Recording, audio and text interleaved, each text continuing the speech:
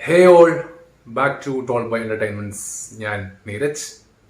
Level cross Asif അലിയെ നായകനാക്കി അഫ്രാസ് അയൂബ് സംവിധാനം ചെയ്ത പുതിയ സിനിമ ലെവൽ ക്രോസ്. അമല പോളാണ് നായിക. ഡയലോഗ് എഴുതിയിരിക്കുന്നത് അഫ്രാസിന്റെ ഫാദറായിട്ടുള്ള അയൂബ്. ഒട്ടുമിക്ക മലയാള സിനിമകളിലും അദ്ദേഹത്തിന് നമുക്ക് പരിചയമുണ്ട്. ഞാൻ ഈ സിനിമ കാണാനുള്ള ഒരു പ്രധാനപ്പെട്ട ഒരു 3 കാര്യം എന്ന് പറയുന്നത്, ഒന്ന്, ജീത്തു ജോസഫ് എന്ന സംവിധായകനാണ് ഈ സിനിമ നമുക്ക് മുമ്പിലേക്ക് പ്രസന്റ് ചെയ്യുന്നത്. നമുക്കറിയാം, അദ്ദേഹം ഒരു നല്ല വാല്യൂ ഉള്ള പടങ്ങളാണ് പൊതുവെ നമുക്ക് നൽകിയിട്ടുള്ളത്. സോ ഈ ഒരു പടത്തിനും അതേ വാല്യൂ ഉണ്ടെന്ന് എനിക്ക് തോന്നി.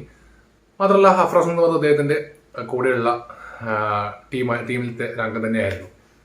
രണ്ടാമത്തെ ഒരു കാരണം എന്ന് പറയുന്നത് ഇതിന്റെ ട്രെയിലറാണ്. ഞാൻ മറ്റൊരു പടം തിയേറ്ററിൽ കാണാൻ പോയ സമയത്താണ് ഇതിന്റെ ട്രെയിലർ കാണുന്നത്.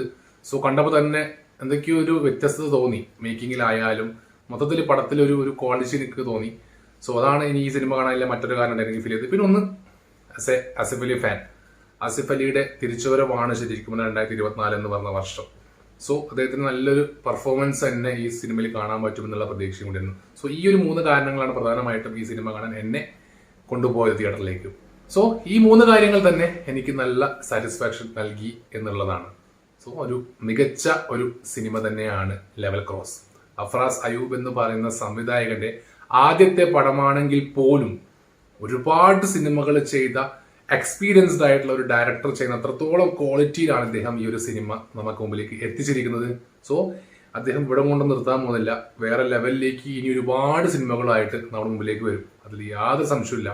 ജിത്തു ജോസഫ് എന്ന സംവിധായകന്റെ കൂടെ വർക്ക് ചെയ്ത ഒരു വ്യക്തിയാണെന്നുള്ളതിന്റെ എല്ലാ ക്വാളിറ്റിയും അദ്ദേഹത്തിന്റെ മേക്കിങ്ങിൽ നമുക്ക് കാണാൻ സാധിക്കും. തിരക്കഥയാണ് ഈ സിനിമയുടെ മെയിൻ അടിത്തറ എന്ന് പറയുന്നത്. 1 മണിക്കൂർ 56 മിനിറ്റ് അങ്ങനെയാണ് സിനിമയുടെ ദൈർഘ്യം. ഒരു ഇമോഷണൽ ഡ്രാമയാണ്, പ്ലസ് ഒരു ത്രില്ലർ കൂടിയെന്ന് പറയാം. ആ രീതിയിലാണ് ഇതിന്റെ ഒരു ജോണർ പോകുന്നത്. പെർഫോമൻസ് അടിപൊളിയാണ്. ആസിഫ് അലി, അമല പോള്, ഷറഫുദ്ദീൻ, ഈ 3 പേരുമാണ് ഇതിലെ മെയിൻ ആക്ടേഴ്സ് എന്ന് പറയുന്നത്. 3 ആളും കിട്ടുക്കാച്ചി പെർഫോമൻസ് ആയിരുന്നു. ആസിഫ് അലി എന്ന് പറയുന്ന നടന്റെ ബെസ്റ്റ് ഓഫ് ബെസ്റ്റ് പെർഫോമൻസ് ആണ് നമുക്ക് ഈ സിനിമയിൽ കാണാൻ പറ്റുക. ട്രെയിലർ കണ്ടവർക്ക് അറിയാം, ഓരോ മാനറിസംസ് ആയാലും ഓരോ എക്സ്പ്രഷൻസ് ആയാലും ഇമോഷണൽ സീൻസ് ആയാലും എല്ലാം 1 by 1 ആയിട്ട് അദ്ദേഹം നമുക്ക് മുമ്പിലേക്ക് എക്സ്പ്രസ് ചെയ്യുന്ന ഒരു രീതി എന്ന് പറയുന്നത് വേറെ ലെവലാണ്. കാരണം കഴിഞ്ഞ വർഷം നമുക്കറിയാം, ആസിഫ് അലി സിനിമകൾ വലിയ രീതിയിൽ പരാജയപ്പെട്ടുകൊണ്ടിരുന്ന സിനിമകളായിരുന്നു. ഒരുപാട് ട്രോളുകളും കളിയാക്കലും അദ്ദേഹത്തിന് കണ്ടു വന്നിരുന്നു. പക്ഷേ 2024 എന്ന് പറയുന്ന വർഷം ആസിഫ് അലിയുടെ ഗ്രോത്ത് ഹൈ ലെവലിലേക്ക് എത്തിക്കുന്ന ഇയറാണ്. തലവനായിക്കോട്ടെ, ഇനി പറഞ്ഞാൻ പോകുന്ന മനോരഥങ്ങളായിക്കോട്ടെ, ഈ സിനിമ ആയിക്കോട്ടെ, എല്ലാം ഒന്നിനൊന്ന് ബെസ്റ്റ് പെർഫോമൻസ് ആണ് നമുക്ക് കാണാൻ സാധിക്കുന്നത്. എല്ലാവരും ഈ സിനിമ അഭിനയിക്കുന്ന എല്ലാവരും മികച്ച പെർഫോമൻസ് തന്നെയാണ്. അത് സ്റ്റാർട്ടിങ് മുതൽ എൻഡിങ് വരെ ശരിക്കും പറഞ്ഞാൽ ഒരു പ്രാന്തൻ സിനിമയാണിത്. ഈ സിനിമ കാണാൻ മനസ്സിലാവുന്നതുകൊണ്ടാണ് ഞാൻ അങ്ങനെ പറഞ്ഞത്. ഒരു പ്രാന്തൻ സിനിമയാണ്. ഇതിൽ ആർക്കാണ് പ്രാന്ത് എന്നുള്ള കൺഫ്യൂഷൻ നമുക്ക് വരും. ഒടുവിൽ നമ്മൾ തന്നെ ചോദിക്കും, നമുക്കാണോ ഇതിൽ പ്രാന്ത് എന്നുള്ളത്. ആ ഒരു കൈൻഡ് ഓഫ് സ്റ്റോറിയാണ് ഇതിന്റെ മെയിൻ എന്ന് പറയുന്നത്. ഒരു വേറെ തന്നെ, അതായത് ഒരു ഇമാജിനറി പ്ലേസിലാണ് ഇതിന്റെ ലൊക്കേഷൻ അല്ലെങ്കിൽ ഇതിന്റെ ഒരു സിനിമ നടക്കുന്ന ഏരിയ എന്ന് പറയുന്നത്.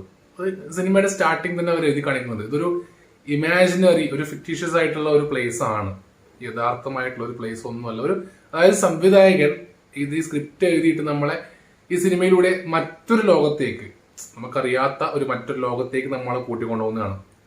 അതായത് ആ ഒരു ഏരിയ കാണുമ്പോൾ നിങ്ങൾക്ക് മനസ്സിലാവും, ഒരു മരുഭൂമി പോലത്തെ പ്രദേശം, അവിടെയാണ് ലെവൽ ക്രോസ് വരുന്നത്. സോ അവിടെ നടക്കുന്ന ഒരു 3 ക്യാരക്ടേഴ്സിന്റെ ഒരു ലൈഫ് സ്റ്റോറിയാണ്, അല്ലെങ്കിൽ കുറച്ച് ഡ്രമാറ്റിക് സീൻസ് ആണ് നമുക്ക് വിഷ്വലി ഇവിടെ കിട്ടുന്നത്.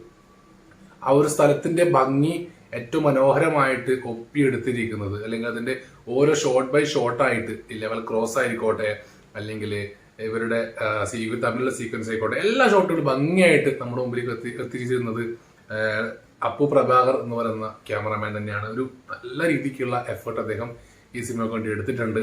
അതിനെ ഏറ്റവും ഭംഗിയാക്കി എഡിറ്റ് ചെയ്ത് മാറ്റിയിരിക്കുന്നത് ദീപു ജോസഫ് ആണ്. മികച്ചൊരു എഡിറ്റിംഗ് തന്നെയാണ് നമുക്ക് സിനിമയിൽ കാണാൻ പറ്റുന്നത്. ഇതൊരു സ്ലോ പേസ് ആ രീതിയിൽ പോകുന്ന ടൈപ്പ് ഓഫ് മൂവിയാണ്. സോ നമ്മൾ അധികം ഒന്നും ഓവർ എക്സ്പെക്ട് ചെയ്തിട്ട് വലിയ സംഭവം എന്താണെന്ന് പ്രതീക്ഷ പോകരുത്. നമ്മൾ പ്രതീക്ഷിക്കാത്ത കാര്യങ്ങളാണ് ഈ സിനിമയിലൂടെ നമുക്ക് എൻജോയ് ചെയ്യാൻ പറ്റുക, അല്ലെങ്കിൽ നമുക്ക് കാണാൻ സാധിക്കുക. ഇതിനൊക്കെ തന്നെ ഗംഭീരമാക്കുന്ന മറ്റൊരു ഘടകം എന്ന് പറയുന്നത് വിശാൽ ചന്ദ്രശേഖറിന്റെ മ്യൂസിക് ആൻഡ് ബാക്ക്ഗ്രൗണ്ട് സ്കോറിംഗ് ആണ്. ഒരു ഒരു ഡ്രമാറ്റിക് കൈൻഡ് ഓഫ് മൂവിയാണിത്. സോ അതിന് ആപ്റ്റ് ആയിട്ടുള്ള ടൈപ്പ് ഓഫ് മ്യൂസിക് ആണ് അദ്ദേഹം കൊടുത്തിരിക്കുന്നത്. ചില സീനിലൊക്കെ ഹൈ ലെവൽ സാധനം കൊടുത്തിട്ടുണ്ട്. അതൊക്കെ ഭയങ്കര രസമുണ്ടായിരുന്നു തിയേറ്ററിൽ എൻജോയ് ചെയ്യാൻ വേണ്ടിയിട്ട്. നമ്മൾ ശരിക്കും ആ ഒരു ക്യാരക്ടറിന്റെ ഡെപ്ത്, അതിന്റെ ആംബിയൻസ് നമ്മളിൽ കറക്റ്റ് എത്തിക്കുന്ന type of background scoring. So all over കിടുക്കാച്ചിയായിരുന്നു എല്ലാവരും ചെയ്തു വെച്ചിരിക്കുന്നത്. സിനിമ കണ്ടിറങ്ങുന്ന സമയത്ത് നമ്മളെ മനസ്സിലേക്ക് ചില ക്വസ്റ്റ്യൻസ് തന്നുകൊണ്ടാണ് ഈ സിനിമ അവസാനിക്കുന്നത്. ഇതെങ്ങനെ അങ്ങനെ സംഭവിച്ചു, അപ്പൊ ഇന്ന ആൾക്കെന്ത് സംഭവിച്ചിട്ടുണ്ടോ, ആ കൈൻഡ് ഓഫ് ചിന്ത നമ്മുടെ മനസ്സിലേക്ക് വരുന്ന രീതിയിലാണ് ഈ സിനിമ അവസാനിക്കുന്നത്. സ്റ്റാർട്ടിങ് ഒരു സ്ലോ രീതിക്ക് പോയിട്ട് പിന്നെ അങ്ങോട്ട് സിനിമ ഭയങ്കര രീതിക്ക് എൻഗേജിങ് ആവുകയാണ്.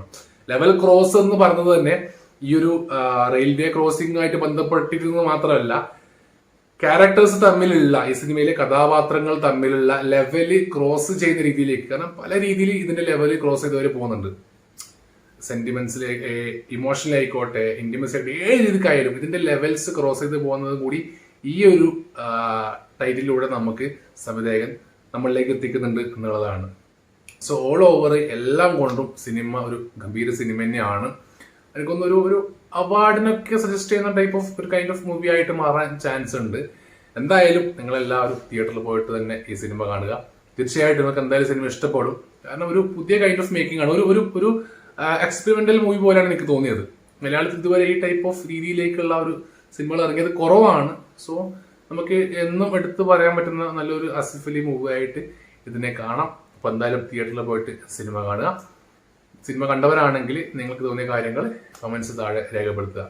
നിങ്ങൾക്ക് എല്ലാവർക്കും എൻ്റെ വീഡിയോ ഇഷ്ടമാവുന്നുണ്ട് എന്നാണ് എൻ്റെ വിശ്വാസം. കൂടെ നിൽക്കുക, സബ്സ്ക്രൈബ് ചെയ്യുക, ലൈക്ക് ചെയ്യുക, ഷെയർ ചെയ്യുക, കമന്റ് ചെയ്യുക. അടുത്ത പുതിയ വീഡിയോ ആയിട്ട് കാണാം. അതുവരേക്കും